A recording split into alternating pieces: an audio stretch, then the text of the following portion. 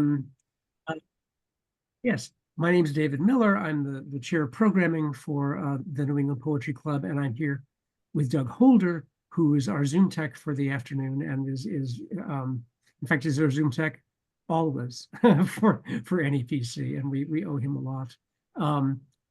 So we are recording the meeting. If you would prefer not to be seen on the recording, of course you can mute your video. Although hopefully, if you're reading, you'd be willing to be visible. The other thing I'll ask before we really dive in is to please mute your mics, mute your audio. It's artificial. It's weird to have a bunch of silent faces that you're reading to. But I think we all have experienced, or probably almost all of us have experienced, some well-meaning person who's in the other room who shouts into the room about something or other, and then everyone hears that. Or even more nefariously, or even nefariously, like audio feedback loops that come from one person's Zoom connection to another person's Zoom connection. And where's that coming from? And that's just like electronic noise. So please do keep your microphones muted. Reading. However, you can use the you can do that now if you don't plan to say anything until you read. Yeah, that would, thank you. Yes, thank you for that.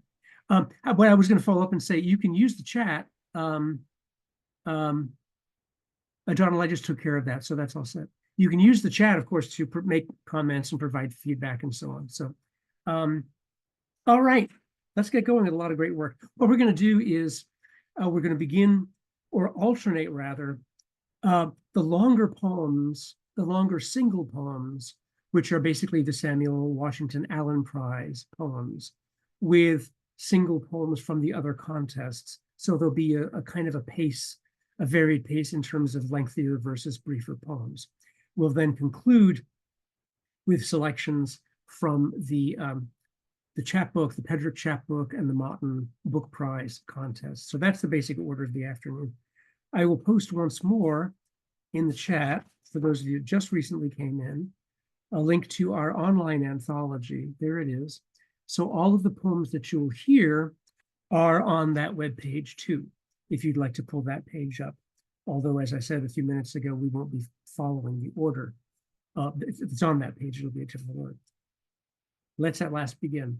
We're going to begin with one of the poems from the Samuel Washington Allen Prize. This prize is for a long poem or poem sequence. The prize honors the legacy of the African-American poet, translator, professor, and former New England Poetry Club leader, Samuel Washington Allen, who also published as Paul Veazey. This year's prizes were selected by Enzo Silon Surin, and I'll say right up that, of course, we're very grateful, the club is, and all of us here, for our judges' great work this year. So our first poet then of the afternoon is Carolyn Oliver, who received one of the honorable mentions for the Allen Prize with her poem Fantasia on Dvorak's Poetic Tone Pictures, Opus 85. So Carolyn. Thank you, David, and thank you, Doug, for running the technical operations, and thank you to the whole board of the NEPC and the contest chairs, and thank you to Enzo for selecting this poem. This is, as you might expect, an ekphrastic poem on Dvorak's Poetic Tone Pictures, Opus 85. It is 14 pages long, and I am not going to read the whole thing because that would be cruel. You can read the whole thing on the NEPC's website if you'd like. I'm only going to read about 4 sections from it. I think the only thing you need to know is that I experience a limited form of synesthesia. So sometimes when I hear particular kinds of classical music, I see things. And for some reason, I decided to write about this. I'm not entirely sure why. It's 13 different piano pieces. So what I am reading for each section is what I saw when listening to that specific piece. They do actually have their own titles that Dvorak selected, but I specifically avoided reading them, and I still don't know what they are. It's one of those weird, I had to write it, I don't know why kind of things. So this is section 1. An ending, a dance. A train glides up and over a mountain's crest. Rain slips over spring, alighting in a frenzy of surfaces like stone. Lullaby, glissando. Deliberate liquid swirls in a glass bottle, a whirlwind defanged and declawed. Tugging on one's gloves is a frantic attempt to make oneself understood. Turn indicator. Concerns that remain outstanding. Someone rushes into the night, forgetting. Horses, trains descend into valleys. On blue ink streets, cobblestones glisten. Stairways, rather grand, do not suffice. Umbrellas, umbrellas, umbrellas. 2. Fingers gallop up a child's arm. 2 process down an aisle toward the interior of play-acting communion and other weddings. A rollicking boil calls for seasoning. Someone lays a matelass blanket across a rarely used bed or blows out the candles on a table set for empty places. Against the ebony wall, the vases stand full of amber and honey. In a cross-sectioned house, the silenced tenor hides from the searching contralto and from the bass trying to keep up. But we can see him, we in the audience, we who are on his side, who support his just cause. Try to keep up, you who are slightly old. Peppery taste, like watercress lingering on the edges of the tongue. Return to solemnity, an insinuation of too late.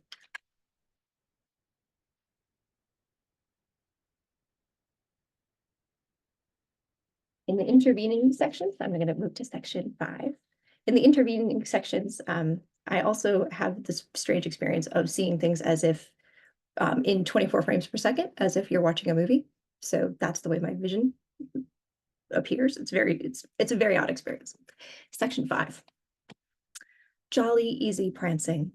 A child tells a story to a mother's voice. Grandiose and yet necessary for the world's proper functioning, a self-important robin promenades about the yard, surveying chickadees, squirrel courtship, petals drifting down from the west. Abruptly, you are called into supper. Did you think you were a spectator? That friend of yours, the clown who's always performing, is just off the 6 o'clock train.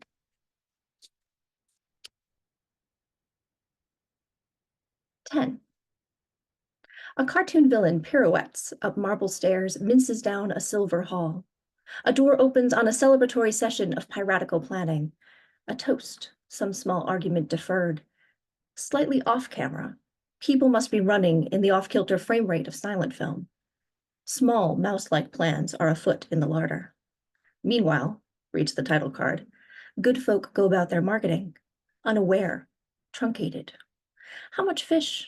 The river's low. How much for these leeks or your fine cabbages, your new hat suits? Oh, the villain is watching, recalling when she loved too, and sprinkled flour on the board beside her comely friend, the tower of pies rising and rising and rising like a grand folly. In the plotting room, the villain sighs. What does victory offer? Only diminishment of purpose. But then a stranger approaches at a gallop, winsome and quite alone. Thank you very much.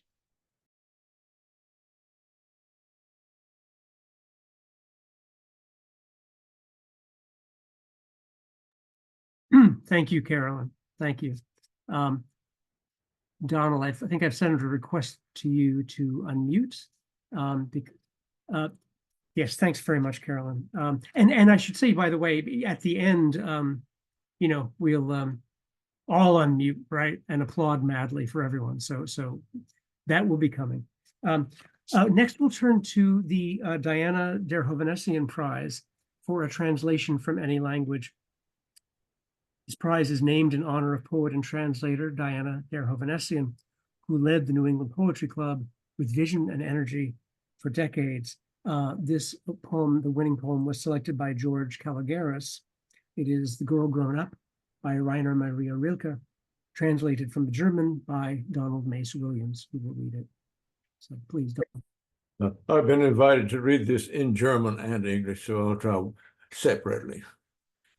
Die Erwachsene, that means the girl who has grown up, all grown up. Das alles stand auf ihr und war die Welt und stand auf ihr mit allem, Angst und Gnade, wie Bäume stehen, wachsend und gerade, ganz Bild und bildlos wie die Bundeslade und feierlich wie auf ein Volk gestellt. Und sie ertrug es, trug bis oben hin das Fliegende, Entfliehende, Entfernte, das Ungeheure, noch Unerlernte, gelassen wie die Wasserträgerin den vollen Krug.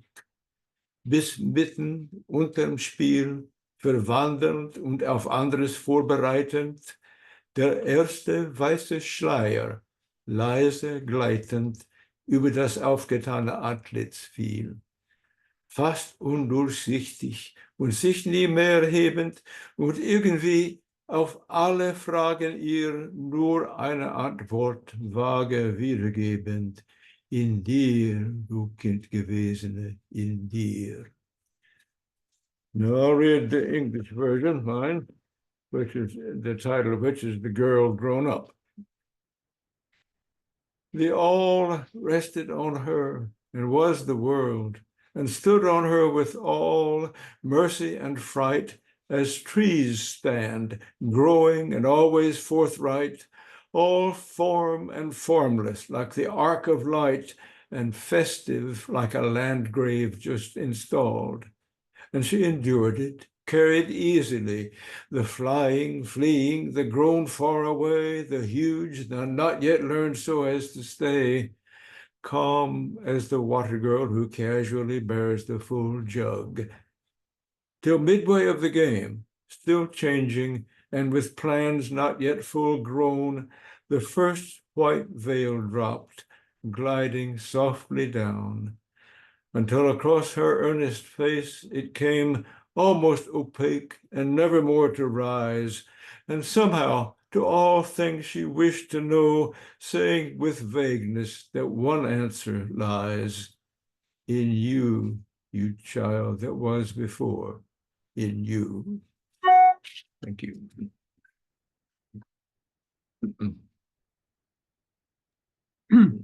Thank you, Donald. And yes, thank you for reading it in German to begin with. That's really important. Yeah. We'll now go to our next Samuel Washington Allen Prize poem. This is the second honorable mention poem by Ivy Schweitzer, who will read Manchester. So Ivy. Thank you, David, and thanks so much to Enzo for serving as the judge, and to the New England Poetry Club for hosting these wonderful awards. I'm going to read this is a sequence of 6 poems from my forthcoming collection. I'm only going to read 4 of the sections, but you'll have to then go to the NEPC's anthology online to find out what happens. So, and what you need to know is this takes place in Manchester, England in 1972. And the first poem is entitled Colin. I'm centrifugal and love the color burgundy. Loved it before it became the new black. I've never met a rule I don't want to break. Breakage was the rule back then when black had only just become beautiful. Remember? In the gray-toned photo, now a half-century old, you are beautiful. You suffuse the center, your high-pointed afro prominent against bare lowland trees. Lips parted, you must be speaking with that West Indian lilt tinged with Cockney, thrilling to my raw American ears. We were 20, and I was far from home.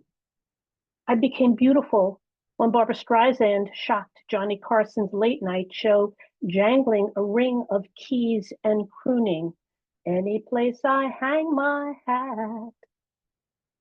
In the photo, I stand at the edge in beaded bell bottoms and a burgundy evening jacket lined with seal. I often kept myself from what I wanted, fearing being thought too forward, entitled. But my eyes, body, whole being yearned towards you. Did we share a bed? I cannot remember your last name. The photo shows distant buildings, stark and dumb, not your long, slender hands always in motion like a maestro or magician, your swagger and banter in the rain-slicked, freezing mud. 2, the mother. She was large, forbidding, commanding the tiny kitchen of the dim flat in Brixton, I think it was. My kid sister Michelle visiting from the States. We hitchhiked there from Manchester. Did she cook for us? Where did we sleep? I remember the mother fussing over me. It was me she resented, sucking her teeth, flicking her tongue. When I asked why, oblivious, you replied as if it were obvious, she hates that I have a white girlfriend. I stopped you then with a fierce kiss, the lions of Trafalgar Square cryptic in the endless drizzle. 3, do-over. You, the mother, are probably long gone. I am stranded in the 3rd decade of the 21st century, post-racial by some accounts, confronted by my failure of interest in who you were. When your only son appeared at your Brixton flat with a hippie white girl, American no less, you sucked your teeth, gave me the stink eye, a lumbering obstacle to my 70s study abroad jouissance. Can we have a do-over? Meet at some Soho pop-up and sift through racks searching for the perfect, useless, what you call frock? Or stroll into the Shoreditch face bar redolent with aspiration, where you could achieve the best you and I could achieve the best me, perceiving each other through the grift of newness, sipping mineral water laced with ache. Who would serve us? Edgy artists of the articulate brow or immigrants from yet another wave doing mani-pedis, clutching blurry photos of distant loved ones? Would you be willing to forgive my obtuseness? Could we untangle the scripts we played into and played out? Is it naive to think I could select a rich shade of coral lipstick to complement your skin tone and it would mean only that? And you could steer me away from the black leather miniskirt with zippers askew and it would mean only that? And we could embrace the striving artists and immigrants and our prior and present and made up selves. 4, it means. Mashed patties crowned with a layer of heavy cream browned under the broiler, when sliced into with a fork, oozed out rich white lava. Taste unforgettable, though I cannot remember your last name.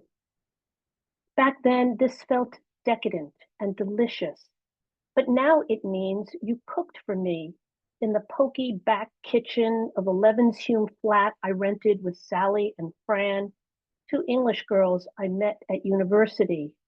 Means we cooked and ate together. We're not just a randy study abroad hookup, counterculture's love the one you're with thing. Your supple hands washing up in the sink's pink plastic tub. You didn't rinse the soap off the dishes, saving the 10p coins we used to feed the water heater next to the WC. Strange to an American, but it means your West Indian mama trained you well in the domestic arts, in economy, didn't feel her boy was above cooking for himself, washing up, being independent as Guyana became in 1966, making your way in a world where skin color meant something I still could not fathom. Thank you.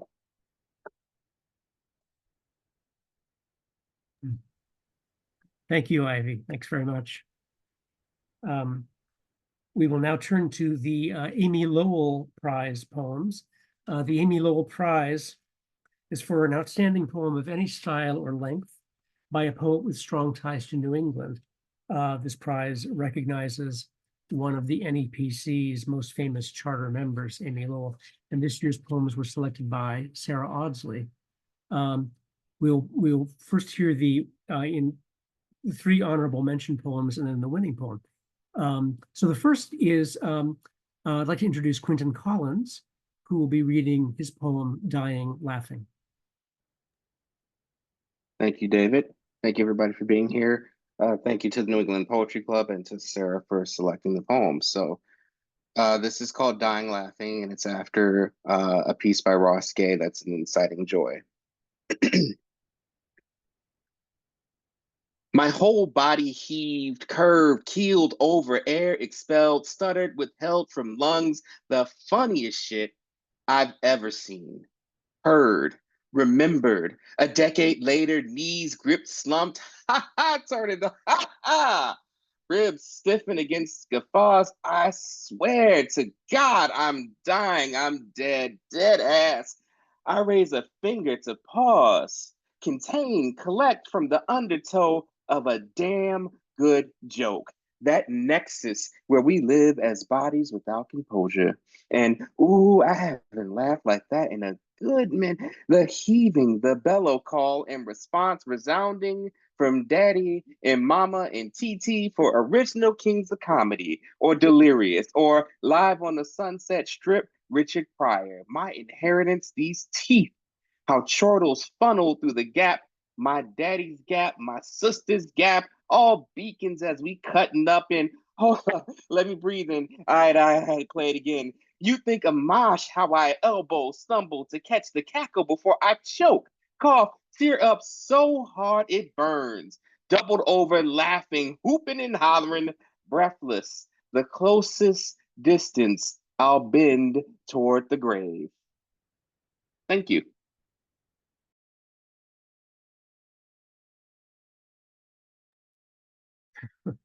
Really? Terrific.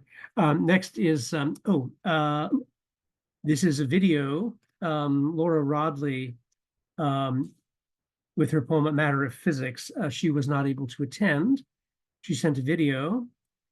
I will share my screen in the hopes that this will in fact work. So if you can't hear it, someone please speak up, but I think I have all the settings correct. So off we go. Hi, my poem today is A Matter of Physics. A matter of physics. Through her tiny hand held in mine, surged the tremor to cross intensely that the ton weight of 30-mile-an-hour cars, drivers texting on cell phones would wait, that she would walk through their metal as a spirit untouched, that we would both be transported safely, quickly, much more quickly than waiting for the walk signal as we were, and I believed her implicitly. Her belief surged through me, her impatience, so much so I had to consciously press my feet to the pavement, bend down to cup her elbow as well as her hand, anything to stay grounded, keep her safe, my body to the side of the stopped cars in case the driver spaced out, press the gas as we finally crossed the road in Inman Square, light years, on the way to the park, where she threw her body onto the upright metal playground equipment, making it swirl non-stop. Great. Thank you. Thanks, Laura. Wish she could be here, but she'll be able to see see it on YouTube. Yeah. Our next honorable mention poem for the Lowell Prize is by Wendy Drexler, reading Gossip and Metaphysics. Thank you, David, and thanks to you and to Doug and New England Poetry Club, and thanks to Sarah Audsley for selecting my poem. Gossip and Metaphysics. I load the dishwasher, thinking about how the body belongs to nature, how after your parents died, you are scorched by the stars, of what's left after the scattering, noticing as well that we are out of Finnish jet dry rinse aid. What we want, Akhmatova says, is gossip and metaphysics. After my stepfather's funeral, we went to see my big fat Greek wedding, laughed our heads off. The jolt of being alive, I guess, the belly splitting gift and lift of it. Then giddy in the mall after the movie, balancing like a kid, walking along the top of the raised wall, protecting the plantings, asking my cousins, what's happened to so-and-so since high school? Who else has died lately? It only seems to come to you, the gratitude at times like that. Like that, after the lightning strike, the cancer, the car wreck. Sometimes I can see through the words on the page to the way the body can hold them. Other times the words stay flat. Wake up, I tell them, to help me get past what is cold and thin-walled within me. Getting closer to hurrah, the way the drive-in movie once made the world seem important, outsized. The best part was watching the sky tint pink and purple and roll out its carpet of stars, and the way the actors got so huge in the dark. And how we sat on beach chairs, the tinny speakers blaring like a chorus of frogs, a quarter croak apart. All of us are rapt and peaceful people for the next 2 hours. Haven't you lived it too, the plague, the losses, your wrecked and ancient childhood, each day's frantic encampments and assessments, telling yourself in the grocery store, it's okay you left your list at home, as you wonder whether loss increases love. Was it ricotta or mozzarella you needed? And the finish you remembered just now. Thank you. Thank you too, Wendy. Thanks very much. So the final Lowell Prize poem is the winning poem. Jay Cates reading The Rainmaker. Thank you. The Rainmaker.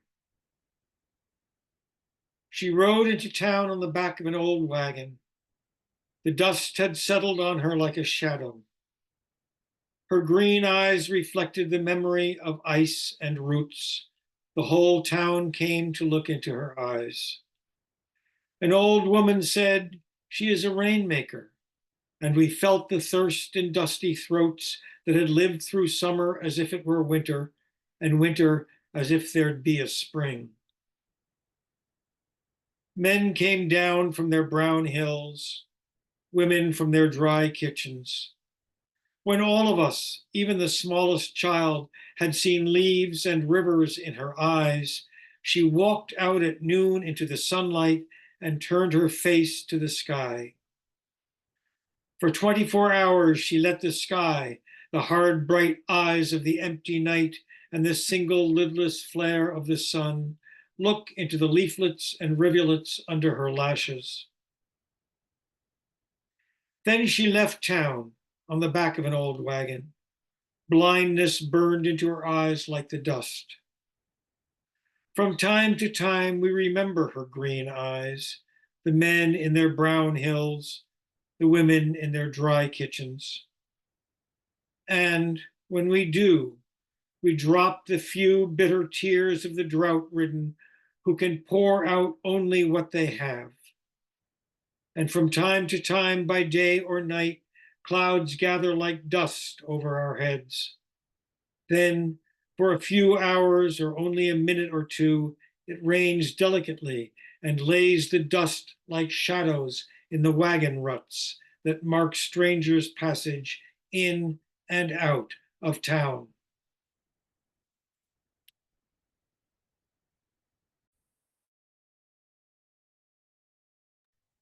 Thank you. Thanks so much. Before we go on, I want to, I've just reminded myself that I want to also thank Robbie Gamble, who's here. Because Robbie was actually the contest coordinator, who really was sort of the behind the scenes person to get the information and the poems from where they came from to who they needed to go to and so on. So Robbie was really key to the success of the contest this year, the single poem contest, which is what he was working on. So yes, thank you, Robbie. We will now go on to the winning poem for the Samuel Washington Allen Prize. And like to bring or introduce Jennifer Garfield reading My Own Animal. Thank you. Thank you, David. Thank you, NEPC and Enzo for selecting this. This is really a great community. I wrote this sequence of poems while at a residency at the Renaissance House on Martha's Vineyard, where I was thinking a lot about whales. And it is in 4 parts. My own animal. 1. I could have been an ark of faith, an ocean flayed into flames. I could have wrought darkness into light, could have nursed the righteous on velvet milk, fed psalms and tender meat, could have birthed soliloquies of holy flesh, bounty in blessed brine. But you cast me out, blind as Samson, burnt the seas to shivered glass, named me demon, and built the world a vessel of shame, a chastened flame. I could have been your good mother, unscissored, unburdened, my story written on the waves, my name Delilah, my fate scribed, a kind of paradise in the mind. I could have been everything you wanted. 2. All I wanted was sea beasts, sonar, the crest of majestic waves. All I needed was symphony and shipwreck, fossil songs to break barriers of space and time.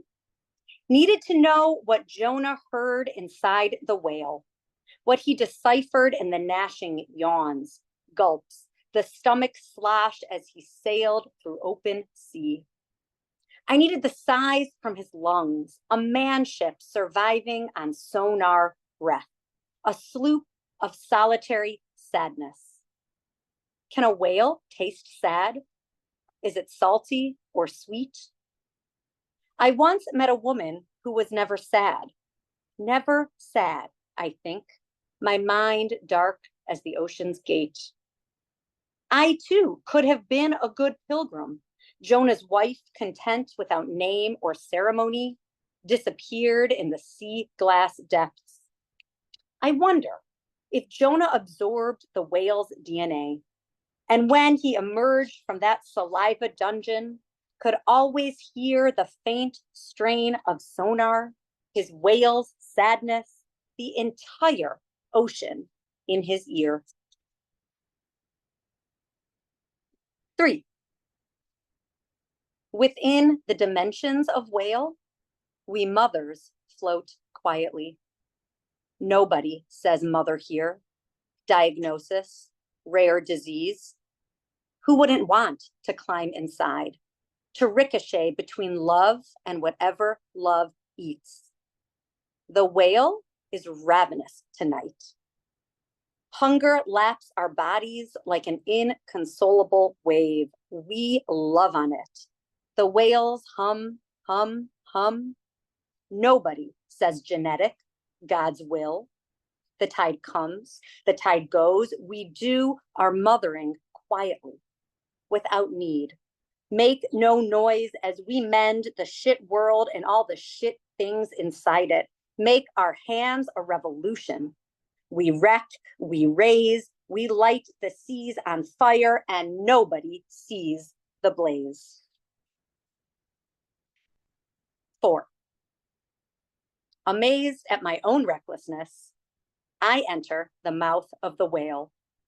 His pulpy tongue laps my skin, mothers me. Someone else will have to feed the children. I enter the whale cave alone. Enter the fog of forgetting like a wrecking ball. Forget the children, their animal mewling. I am my own animal now. Didn't even say goodbye. Leapt into sea with my reckless God, my ocean appetite, my everything I ever wanted, my mother light cracking open the dawn like a rocket. Only a whale can love a mother like that. Thank you.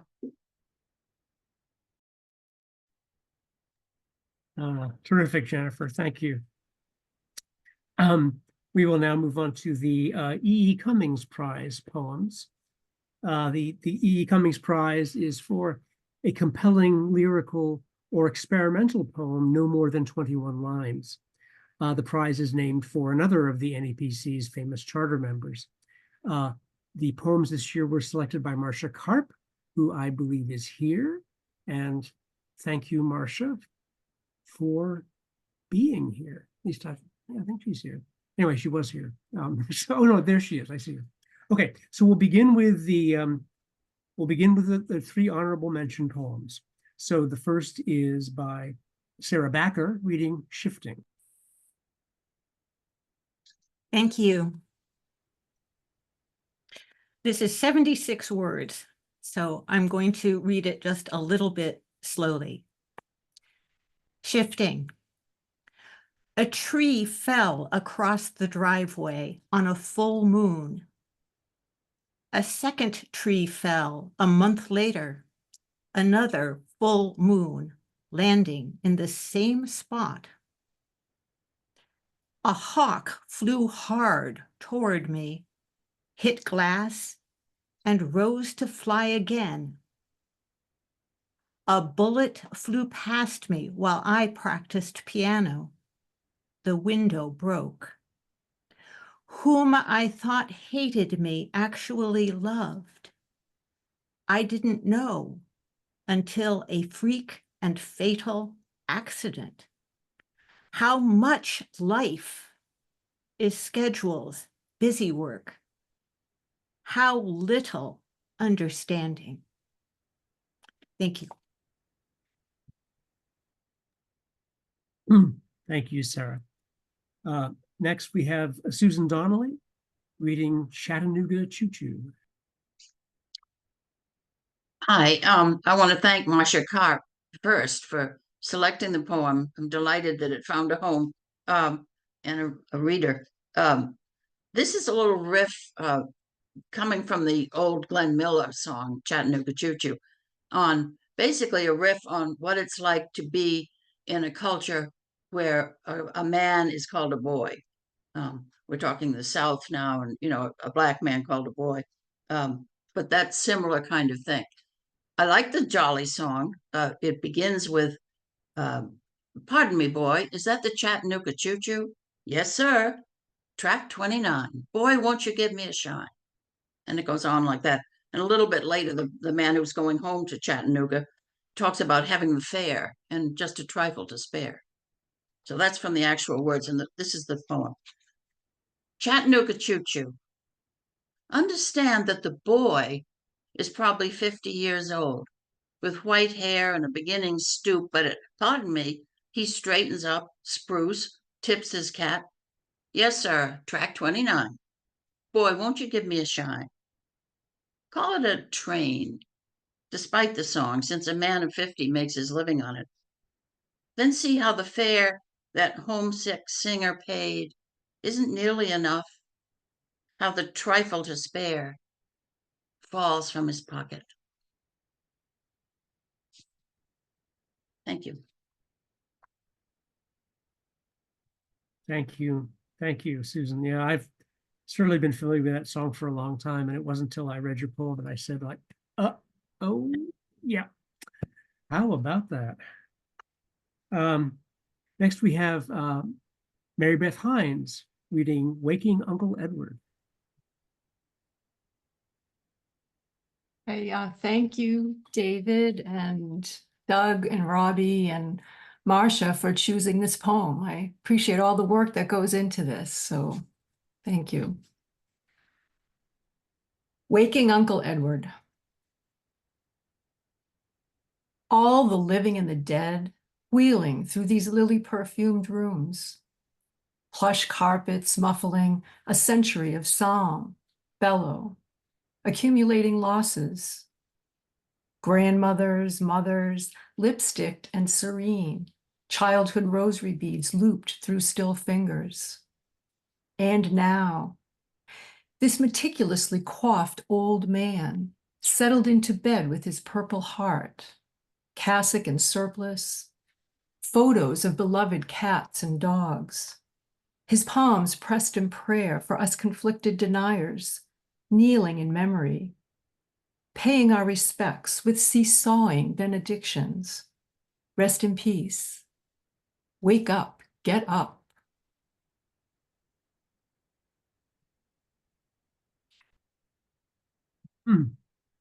Mary Beth, thank you. And then last in this sequence, the winning Cummings Prize poem from Owen Lewis, From Captivity When Living Children. Good afternoon, everyone, and very honored to be reading this poem and very gratified that it was selected. It's from a new collection called My Partisan Grief, which begins with the grief on the Israeli-American Jewish side of the conflict and moves into the universal. Gratified because grief, of course, is universal, but partisan grief, as I begin this collection, has really not been welcome in many domains of poetry just now. So thank you for this selection. And this, of course, refers to the very young children who were brought out of captivity, and both in form and in language tries to capture the dissociated post-traumatic experience. And you'll hear a reference to Primo Levi towards the end of the poem. From captivity, when living children return, they don't speak, they whisper. Their words don't have sound or barely enough breath. Their words are hardly words, don't want to tell what eyes cannot unsee, cannot tell in whisper words. Their mouths move to make whisper sounds. In the dark space of an open mouth, where words once were, there is no telling a word to speak.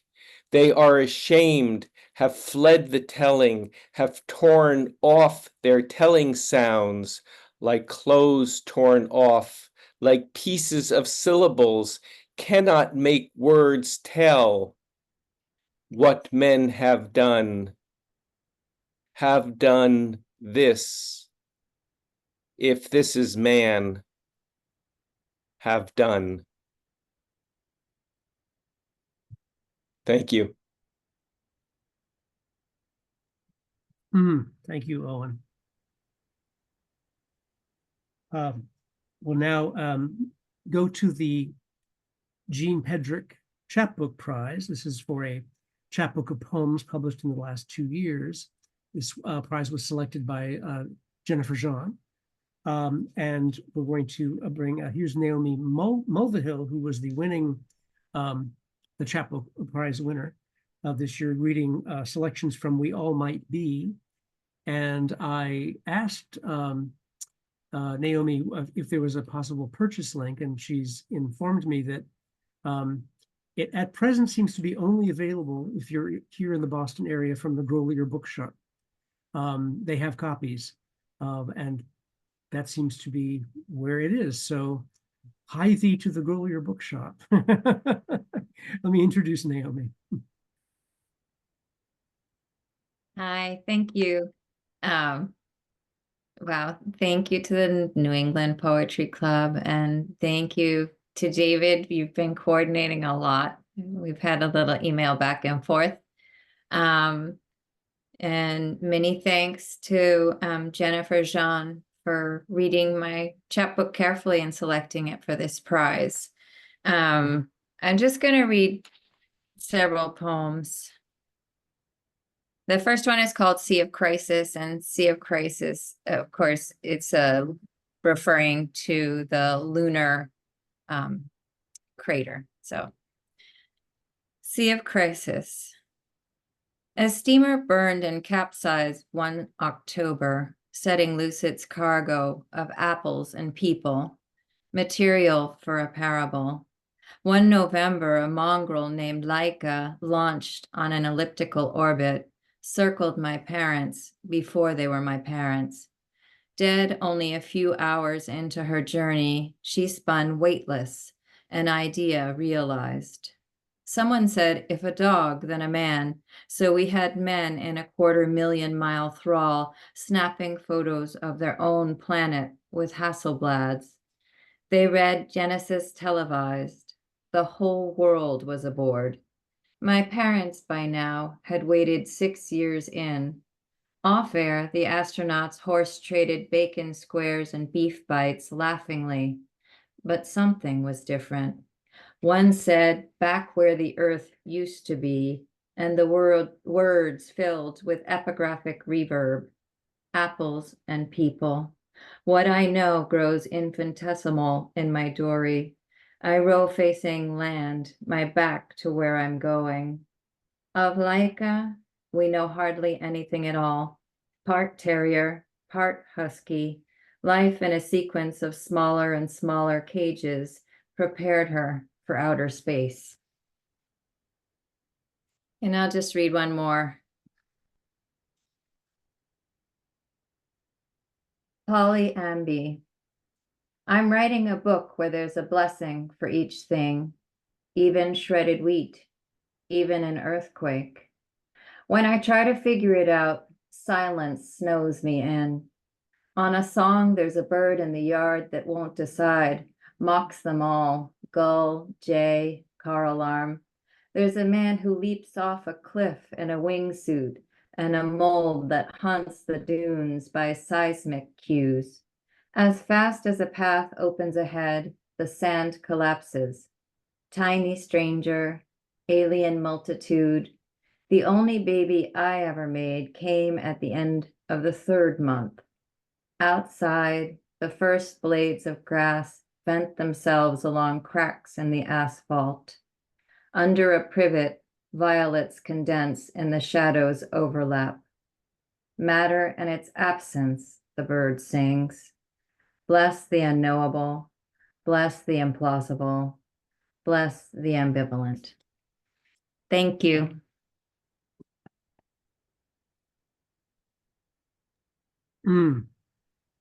Thank you, Naomi.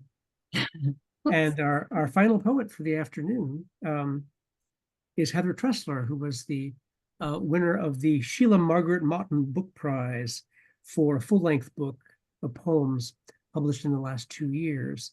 This was selected by the NEPC board, members of the NEPC board, and I will put in the chat, I think I've got this ready to go, a purchase link. I'll do this now. There it is. There's a purchase link. So after you hear her read, you can go to the purchase link. As Heather's book is titled, which I didn't mention, Auguries and Divination. So Heather, please.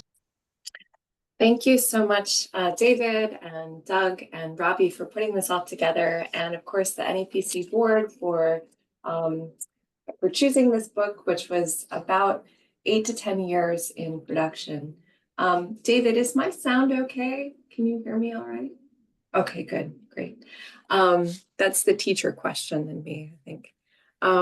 In any case, thank you all too for being here. And I will read, I think, just 2 poems from this book, Auguries and Divination, which both happen to be love poems. The first poem is called Factories at Clichy, and it's dedicated to a very dear friend of mine, Lucy Boudet, who died in 2018 after living quite an extraordinary life.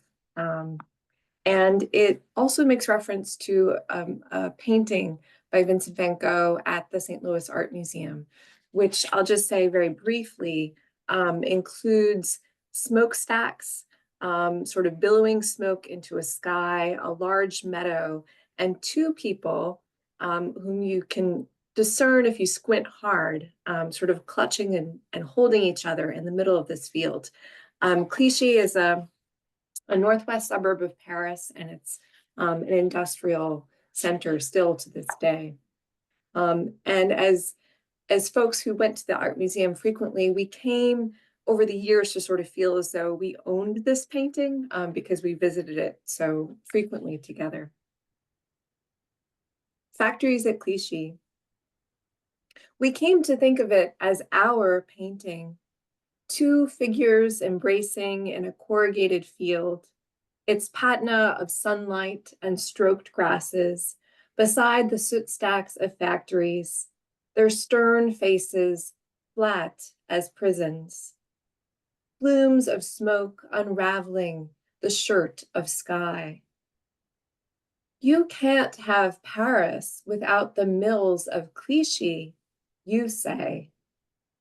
And I think of night cafes, an opera house flanked by winged horses, balconies spilling like bosoms in bloom.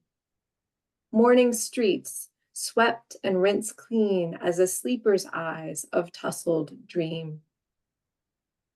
You have the rest of your life to work, you add, with such pointed sharpness that I kiss you in the gallery where the touching of art is otherwise prohibited, and an ancient light or shadow falls across your face.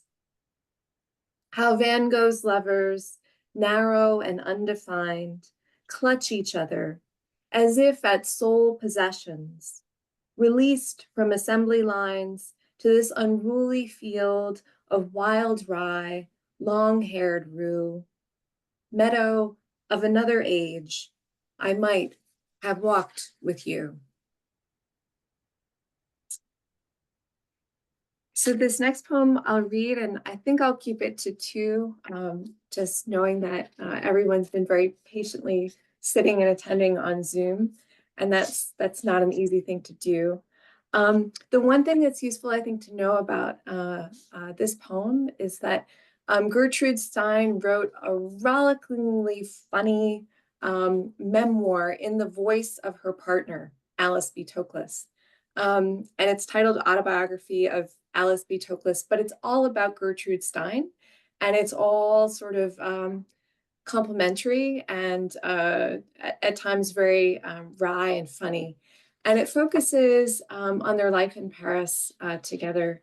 One of the interesting things also in that book is that Stein confesses that through the voice of Alice, that when she moved to Paris, she felt being surrounded by the French language as if she alone owned English, and that it became this sort of private, secret language for her, which was an idea I thought was really fetching and kind of lovely. So the title of this poem is Postscript. The analyst asked, why these dreams of birds, these voices of women in flight? Is it because you cannot bear a child? No, I said. I see now that motherhood is not required to speak a mother tongue, a lover tongue freed from ways in which a woman is made to speak as a body. When Gertrude Stein moved to Paris, I said, she indulged in the illusion that she alone owned English. At last, her authority without interpolation, except for Alice. I dreamt of birds because I was in migration. When I met my love, I saw a route from Pittsburgh to Paris, the Alleghenies to Avignon. In conversation, a conversion of each to the other without the theatrics of disaster. Born first to a mother, then to a lover, so that we are not disciples, so that we're not only disciples and data, purchase and progeny, thumbprint and thorax. In you, a release from the humdrum's drubbing, an attic door, a tree, Gertrude nodding, only to Alice. Thank you all so much. Thank you. Thank you, Heather. Thank you. And now we can all unmute and applaud audibly and comment and say things and What Yeah, a we did- wonderful bunch of poems. Yeah. Really great. Really great. yeah, thanks everyone. Thanks for that.